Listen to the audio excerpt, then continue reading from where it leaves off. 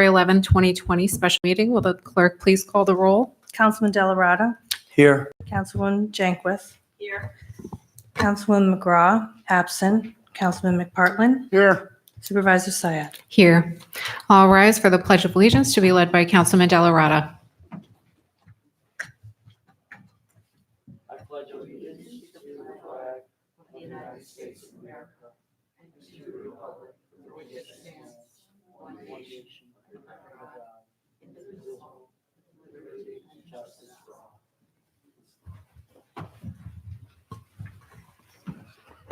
Now going to open privilege of the floor if anyone would like to speak. Privilege of the floor is open. If anyone would like to speak, you can do so now. And last call on privilege of the floor. I can't believe nobody wants to speak, but that's okay. So last call on privilege of the floor. Seeing none left willing to speak, I'm going to close privilege of the floor. We're going to move into our resolutions. We're going to begin with Resolution 2020-56, sponsored by Councilwoman McGraw. Will the clerk please read? A resolution adopting public interest order regarding the increase in improvements of facilities of Consolidated Water District Number 1 at the maximum estimated cost of $975,000. Thank you. Can I get a second? Second. Is there any discussion? Seeing none, will the clerk please call the roll? Councilman Delarada. Yes. Councilwoman Janquith. Yes. Councilman McPartlin. Aye. Supervisor Syed. Yes. 4 ayes. And this motion passes. Next resolution, 2020-57, sponsored by Councilwoman McGraw. Will the clerk please read?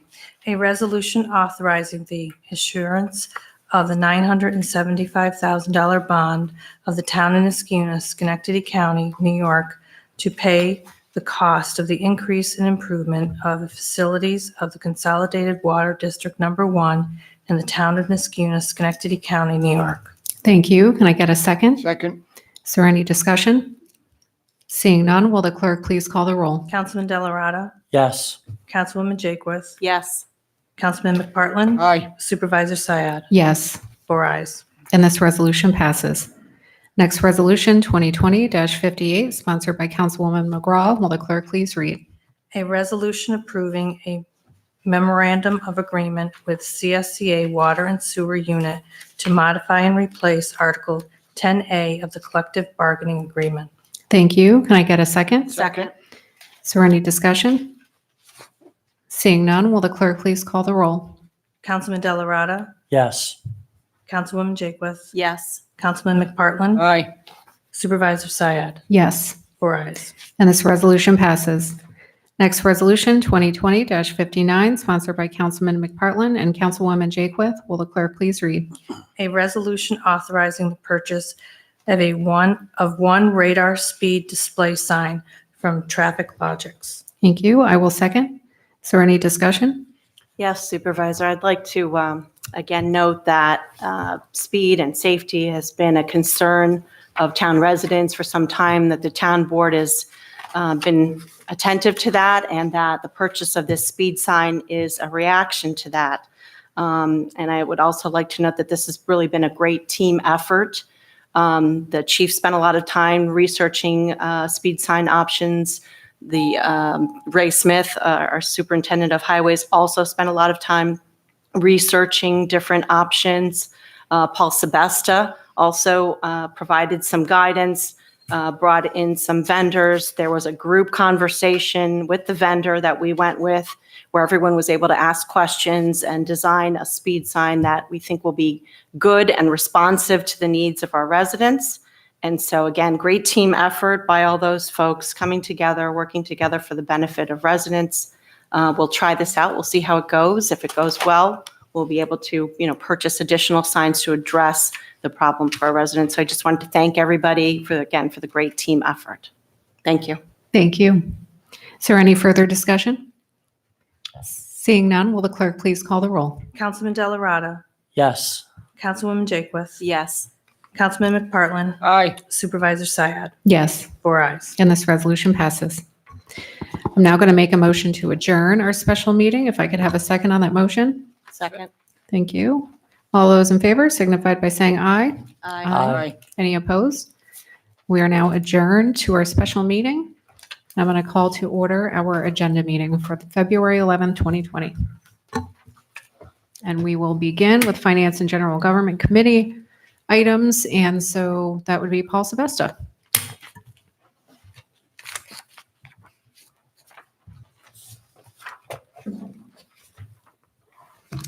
Okay, item number 1 is a resolution adopting the employee handbook for 2020. I think we decided that this is not going to make the February meeting and our last meeting, so this is being tabled.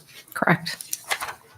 Number 2, a resolution adopting rules of procedure for the legislative committees of the town board. There is some procedures being circulated, and if we come to an agreement, I guess they'll be on, and we'll have some consistent application of throughout the town and all different committees. Number 3, resolution making certain budget modifications. It's a fairly extensive list, but cleans up 2019. And although we did go to fund balance and a couple of the funds, I'm still not positive that we'll need to ultimately use fund balance, because there are many small lines of unspent appropriations and revenues that exceeded our budgeted expectations that may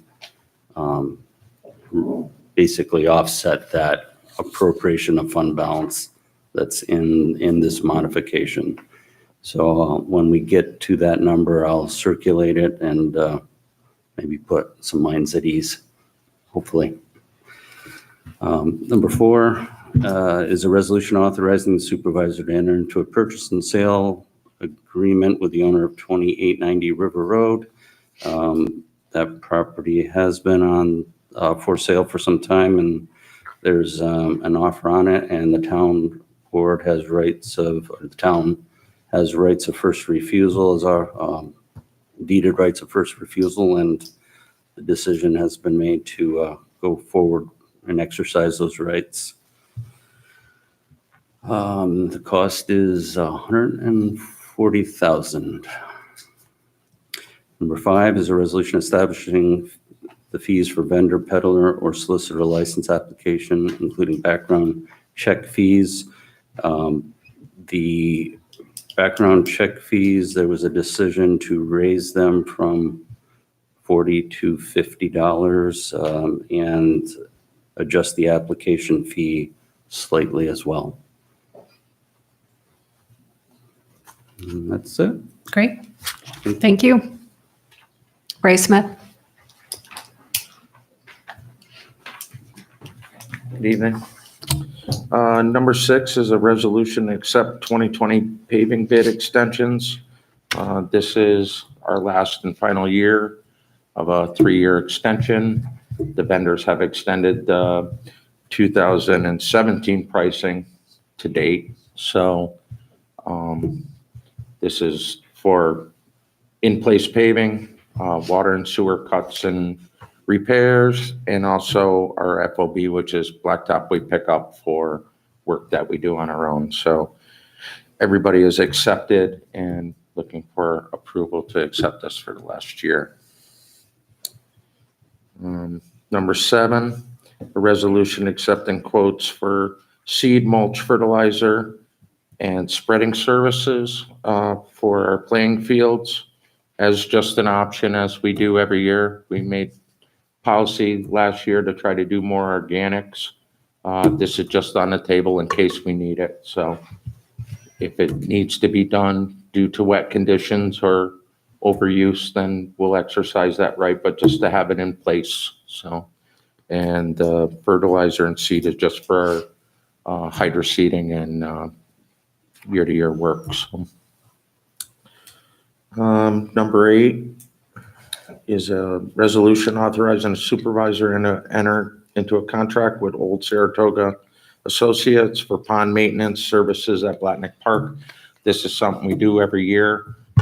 When the algae gets out of control, they come over, they treat it. So this is just a contract, a quote that we we've been using these for many, many years, so it's just firming up for the 2020 season. Number 9 is a resolution authorizing the purchase of 5 radar signs. Is that one still supposed to be in there? Yes. Okay. Well, we're purchasing one, We're purchasing now. one now, An but option. Mhm. think an option for the others. option for the others. And so also like to thank Alexis. Yes, I Alexis failed did to- a great job negotiating the best price we could possibly I was get. going to add that. Thanks for doing that, Ray. Yep. She did. She Well, saved, she she kind of had saved a us some frown money. when you were thanking the rest of us, so I just wanted to take care of her. Thank you for that. Well-deserved praise. Number 10 is Lori. Thank you. Thanks. Hello. Number 10 is a resolution accepting a quote for t-shirt bids. These are the t-shirts that we use for spring soccer, fall soccer, summer playground program for all of our staff, and for pool t-shirts and pennies. And this is in accordance with the town purchasing policy. So I'm sending out 2 bids, and I should have the name of the vendor by the end of the month. Lori, how often again do we order these?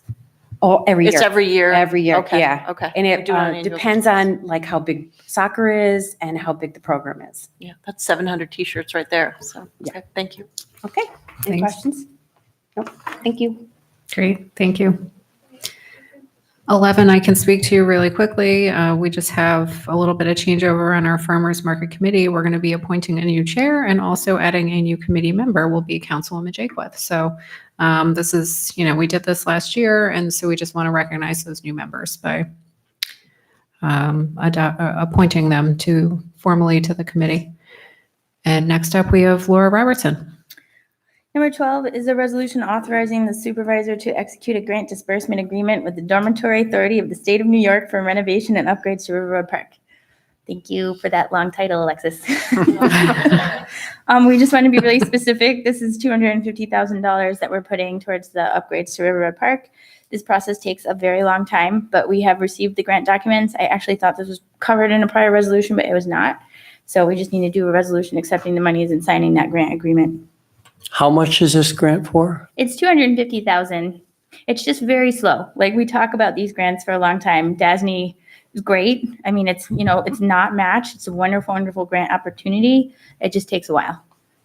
That's great. And we've already gotten grants for the Aqueduct Park area, haven't we, or no? Not from DASNY specifically for Aqueduct Park. DASNY, we have a grant. So we just finished a grant with them, which they passed on to DOT for the work that Ray did on The Country bulkheads? Club, Country Club Estate, and then repaving. And then we have one for our pedestrian connections, doing the repaving the bike path and putting in some sidewalks and crosswalks. And then we have the upgrades to Upper Union Street. Those are all DASNY projects. We have grants from all over the place. The Aqueduct Park ones are DEC and Canal Corps. Significant amount. That's great, Laura. Thank you. Yep. Number 13 is a resolution granting a special use permit for conversion of a multifamily residential building at 220 Crescent Road to a mixed-use building. We talked about this at the last agenda meeting. This is a continuation of the process. We already have scheduled the public hearing for February 25th. And just due to the planning board's looking at it, we're asking for a buffer to the existing parking, but there's a lot of benefits to this project. It's taking a non-conforming building and making it a conforming use within the zoning. It's adding parking behind the co-op building, which can be shared parking and help alleviate some of the employee parking issues that we hear about over there. So, there's just a lot of benefits to this project, and certainly we want to hear from the public, but I would ask that we put a tentative resolution on there for granting the special use permit. And we typically do this for things that are already inside, existing buildings, like when a daycare moves into a church, just because it moves the process along a little more quicker, and we don't expect a lot of, I put it on there tentatively. If you hear a lot, the planning board does this all the time. You can just motion to table, and then we can bring it back when we've addressed more comments. But if it's okay with you, I'd like to see a tentative resolution for the special use permit. Does it matter that the person who's seeking this use permit doesn't own the property yet, correct? That doesn't matter. The planning board requires that the property owner signs the application, but you can be an agent, an owner, counsel. You can be somebody who's interested in the property. As long as the property owner is aware of the process and has signed off something that says, yes, go ahead and take this forward for me, that's allowed. Okay, thank you. Number 14, a resolution authorizing Schenectady County Solar Projects 2019 LLC to install underground transmission lines, conduits, and equipment across town-owned easements and pipelines. There are 2 sewer lines that are crossing parallel to Balltown Road in order to get the power to the solar panels that Schenectady County just recently put up between the JCC and Iroquois Village. They're directionally drilling through them. These easements weren't covered under that solar agreement that we made with the county when we were looking at them doing the solar in our town. So we need a special resolution that authorizes the directional drilling over the sewer lines. I mean, Matt's looked at them. I believe he's generally speaking okay with them. We just need that authorization. And then we've talked before in the zoning community and the balancing test for those solar panels, we want to see a multi-use path easement between Iroquois Village and the edges of these properties. So we're just trying to have that all align by February 25th, hopefully. Great. Any questions on that? Good. Okay. So the next resolution 15, a resolution adopting the community choice aggregation education and outreach plan for the town of Niskuna. If you don't mind, I know you guys have possibly seen the CCA banner out there. I'm just going to go through it really quickly, and I will also forward you the email, but we opted in, we passed our CCA law so we can legally enter into a CCA. We did our handshake agreement with MEGA that is allowing us to move forward with them. So the next step is, and we talked about this, that we'll mail out an opt-out letter. Oops, not this one first. The education and outreach plan. And so this is required by the state. They really want everybody to understand what's happening in the municipality when you're going through a CCA process. And so they have proposed a variety of ways to reach out to our residents so they understand the CCA and they understand what's going on. They've proposed 5 different public hearing meetings, March 5th, June 13th, July 23rd, November 19th, in a variety of places, Schenectady Public Library, St. Catherine Town Hall, Public Library. They've got printed materials out there. So we have the banner up in Town Hall. We've got postcards and flyers that you can just pick up when you go out there. We're building web-based outreach. The CCA has its own website. I think we're at some point going to try and put this on our Facebook page so people can click on it. We'll be trying to get articles in the Times-Union and the Daily Gazette, possibly some radio commercials on local radio stations, and just do everything that we possibly can to get the word out to our community on what a CCA is. And that would be through that plan that we would formally adopt, and it'd be appendices to the handshake agreement that we signed with MEGA. Does anybody have any questions on the education plan? And then the opt-out letter, I just want to go through quickly with you guys. I know Leslie's sitting next to me. She wishes that it was an opt-in program. We looked into it. It's a state program. It has to be opt-out. And anybody can opt out. There's no penalties. There's no fees. The whole town could opt out if they wanted. I don't think they will, but we have to approve a sample letter that we will send out. And so essentially it says, what a CCA is, that we're trying to group purchase of electricity, offering residents competitive rates, hopefully lower. That's really what we're going, stable. So they'll pay the same thing every month, and hopefully a lot more renewable energy included in the energy mix. And it'll have the rate written right on the opt-out letter. It's in there multiple times. It explains that National Grid continues to be responsible for the electricity delivery. And it sort of compares the rate that we will have negotiated by the point that we send out the opt-out rates.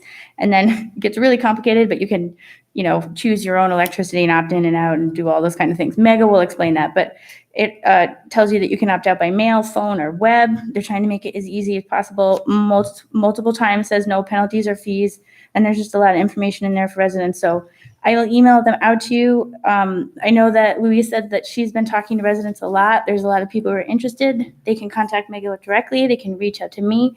We'll answer all the questions. But these 2 things are our next steps for CCA. One thing Laura. So that letter is the opt-out letter. We want to make sure that the town board knows it's going to be a letter that's coming from the town board on our letterhead. So even though Mega drafted it, they asked for our input. And I don't know if we want to send it out as a standalone or if we want to send it out with, I don't know how we Materials. do it. Yeah, other materials. Yeah, probably materials, and I mean, it's part of the education and outreach. And I mean, you have to mail it to every single person in the town. Every single person gets one. Just one time we're gonna do this? I mean, you can do it more than And once. when are we gonna do this? Well, that's part of it will depend because we are one of multiple municipalities that are working with MEGA. Paul Sebesta and I are on the community steering committee but MEGA is at the point where they're going to reach out to the energy suppliers, see what kind of rates that they can lock the number of municipalities that we have joined into the Capital District CCA, and then come back to us with rates. Then we as a town would sit down and decide on the rate that makes the most sense for the entire CCA, and we have 2 seats at the table essentially for that. And then when we have that rate, and we can really explain to people, it would be the first time that you do the opt-out letter. And then if we feel like the outreach isn't reaching everyone or the opt-out letter, still confusing people, you have the option of continuing to send out those materials. And MEGA is committed to doing all that education and outreach for us. And there are state mandated requirements to do an education plan and an opt-out letter and at least one information session, but there's nothing that restricts you from doing many. Right, You we have would to ought to do do one. more. You can definitely do more. And we find it effective sometimes if you put it in with like the water bill. Yeah. Or information like that. So people might look at that, oh, here's my water bill. Well, what's this? Yeah, If they what's get the something CCA? else and it doesn't have something like important to them, like a bill, they might just toss it and not read it. It happens, sadly. The only thing To the building department, it happens a lot. is the CCA administrative agreement. We had a deadlines that we agreed to contractually. And one of those deadlines, I don't know off the top of my head, was related to the deadline for sending out the opt-out letter. So I think we might be able to push 16 to March perhaps, as long as it doesn't conflict with that agreement. Yeah, and we'll send it out. I mean, we all understand it's a benefit to our residents to get them a lower rate that's more environmental, less greenhouse gases. There's no question that's great. It's just a very complicated process, and it's a little overwhelming sometimes, but that's why we have MEGA, and that's why we have a lot of people that are backing us up, and that's why we're joining with other municipalities to help. So sometimes it is complicated, but I think it's probably worth it. So that's all, unless you guys had any more questions. Thanks, Laura. Next up, we have Matt Yetto.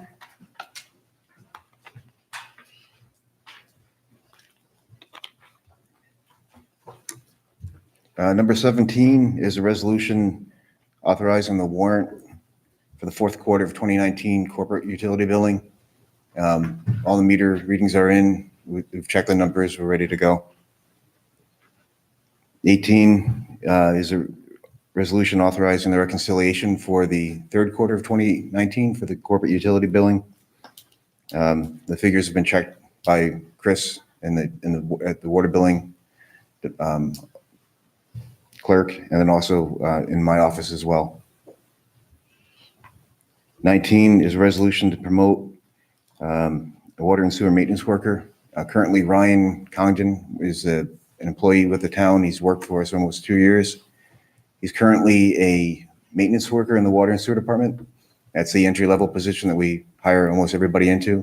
He now has all the requirements to be a water and sewer maintenance worker, which is more useful to us as well because puts him on track to becoming someone that can go on call and assist with that effort as well. So I'm recommending that we promote him to a water and sewer maintenance worker. 20 is a resolution authorizing the supervisor to enter in a memorandum of agreement with CSEA for the water and sewer unit, adjusting the salary schedule for the plant trainee position. The way the salary schedule is set right now, it does not encourage guys to move from the water and sewer maintenance crew to an operator position or to a trainee position. They end up losing money if they want to advance. So this is a way to address that. How so, Matt? How does that work? Because right now the plant trainee starts at the same pay as a water and sewer maintenance worker. So after they go through all their steps, Someone who's worked for the town for, say, for 10 years as a water and sewer maintenance worker, or a water and sewer maintenance worker 2, or even a senior maintenance worker, if they want to go and continue on to become a plant operator, they would actually take a cut and pay to go to train at our water and sewer plant, at a water plant or a sewer plant. So it really makes it difficult for us to move people who we value and put them in a position where they can continue to grow, because once they become an operator, it opens up more opportunities for them. So right now, the way it is, we want to sort of change the scale so that the starting pay will be the same for a trainee, but the upper steps would be equivalent to or just below a plant operator, so that someone could move from a water and sewer worker and go to the highest step as a trainee and not lose money. That's kept guys from doing that in the past, and we've ended up having shortages of trained operators and having to go outside to other municipalities to steal people away.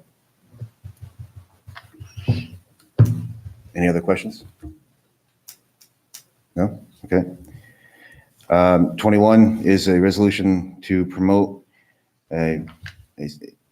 someone to a senior plant operator at the water treatment plant. It's tentative only because we're waiting for civil service, Schenectady County Civil Service to approve a change to the current title, having to do with some of the prerequisites for the position. The person that we want to place in that title is qualified. He has a proper New York State license. He has experience of 2 years at the water plant. He just doesn't have 2 years of experience as an operator. He's been performing the task, but not in the title. So in New York State's eyes, in the Department of Health, he's qualified. But with civil service, there's a detail that we have to fix before we can do that. So pending the results of their meeting this month, then we could move forward on that. This is to fill an empty position that was made just last month when Alan Schwartz retired. And we have another person who just put in for retirement as well at the water plant. And there's one who's not too far behind. So we need to get someone into that senior position so that they can backfill as further retirements come along. Any questions? One question, Sure. not on the list. How's things going with the dehydrator there? They are starting the assembly of the parts at their facility in Texas, and they will be on site the first week of March. Great. So. Thanks, Matt. Great. Thank you. Thank you. Last but not least, Chief McManus.